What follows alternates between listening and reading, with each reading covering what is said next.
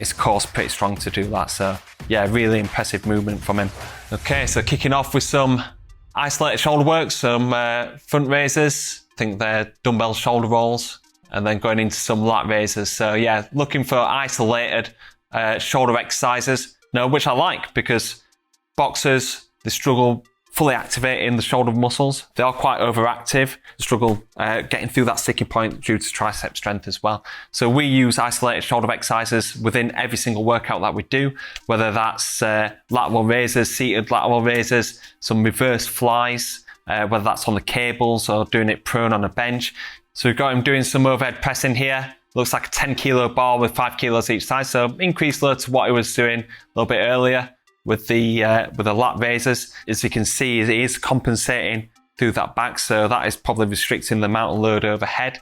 And also when he brings it back down, yeah, you can see that's proper pushing up that chest, and also the elbow position as well. That can be quite problematic when overhead pressing. So what we do, we use a lot of dumbbell work, bringing the elbows forward, so seated, keeping the core nice and tight, and then pressing overhead, getting the dumbbells in neutral position, make sure the elbow joint is in a strong, safe position.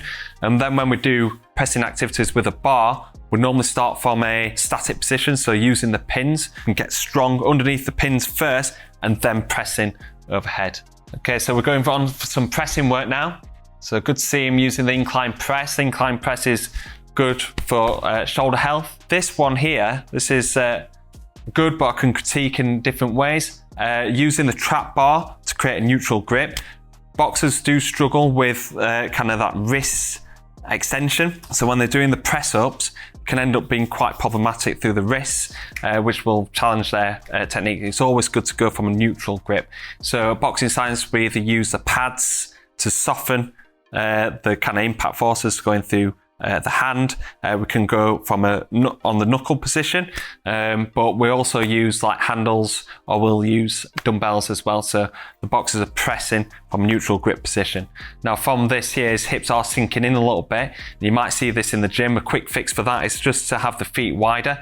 You can see Canelo there has got his feet dead close together, which makes it more challenging for the core. If you see this happening, just take the feet wider, tuck in that belly button, so you're activating the core all the way through the pressing movement. So we've got concentrated cable curls. These are fantastic. It's getting good eccentric action on that. Now he's moving up weight categories. His best punches are his power shots, hook to the body, hook to the head, maybe a lead uppercut as well. Bent arm shots, but now he needs more leverage on that. So his biceps are in a pretty vulnerable position, risk elbow injuries, bicep tears, and also making sure that it's got that strength through that end range to get a powerful hook. Doing bicep curls, I'd definitely do with Canelo. We don't do it with the preach curl cables, but that's a good exercise. Alternatives can be with a dumbbell, doing concentrated, isolated curls on one arm, and then to overload that eccentric, which is important to protect the bicep tendon and protect the elbow injuries, doing stuff like cheat curls. So kind of going in a hip hinge, then going up into neutral position, and then getting that eccentric on the way down, 4 seconds on the way down. So great stuff from Canelo here. Now this is a massively underrated exercise for boxers, similar to what I was saying about isolating the shoulders. Isolating the pecs can be, and activating the pecs can be quite difficult. Shoulder mobility, tricep strength, being able to expose them to high loads and high amounts of fatigue on pressing actions, because we don't want to be over dominant anteriorly. Using like stuff like cable flies, pec flies, dumbbell flies and stuff like that can be quite good for boxers that might be struggling with kind of pectoral strength. And also using isometric med ball squeeze can be a good alternative, shoulder friendly pressing activity that'll take the triceps out of the equation as well, so really activating the pec muscles. This technique isn't that great. I'd say for the cable flies, I'd use your body weight, step out away from the cables, getting them shoulders nice and open, not seeing the kind of shrug of the shoulders, using the traps, and also getting that head in the line position as well. Farmer walks with the trap bar. Great exercise, great for shoulder strength, isometric strength, grip strength, and also core strength as well. Great thing to put on to the end of the workout.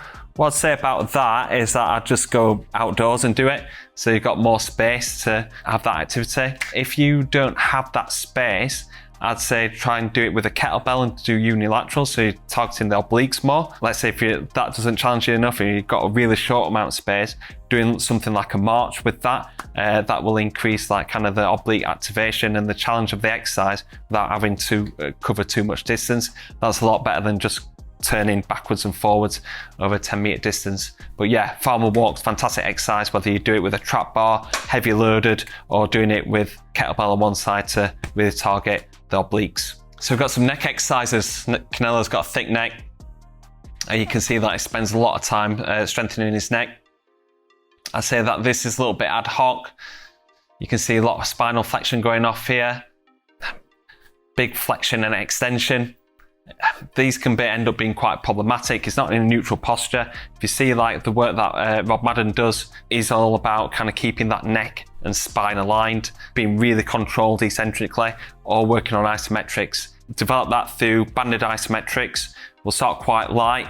RPE around about 3 or 5 out of 10, going for longer durations between 15 and 30 seconds. And then we're going to go for our max efforts, where we're really pulling on an athlete's head using the band, going for like 2-3 second holds to create that isometric strength. So rather than kind of flinging your neck back, rather than moving your spine from side to side, I'd say to just do it controlled, either from a seated or standing position, keeping that spine aligned with the neck and working on isometrics first before you start working on any kind of eccentric strength. Yeah, TRX tucks, fantastic alignment there. You're working anti-extension or hip flexion with neutral spine. Want to really target the abdominals on this. Good alignment of his arms there. Good challenging for kind of posterior shoulder muscles. And then he starts swinging to the side as well. So you're getting some oblique activation there. Add this to the end of the workout, 10 to 15 reps. Or let's go for 8 to 12 reps each side on the oblique swings. I haven't got a TRX. Doing something like with a Swiss ball or something like that could be a great alternative. Alternate med ball press ups, great exercise. Use it more of a like kind of warm up stability exercise rather than a strength or conditioning exercise. I'll often add it with a press with a plank row. Fantastic exercise for either like targeting and isolating tricep strength, also like kind of that scapular control when you're pressing up on one side and then turning over, really challenging that scapular control there. You can see that Canelo's in a really good position on each side, core switched on. Great exercise to kind of warm up for like kind of any pressing activity as well. Like I say, you can add like a little plank row there, so you can press up, touch the shoulder and just do one side, do 8 repetitions, or you can just do what Canelo's doing, just transferring over. Is the one. This is what's worked on our social media so many times. Post this video always gets a great response.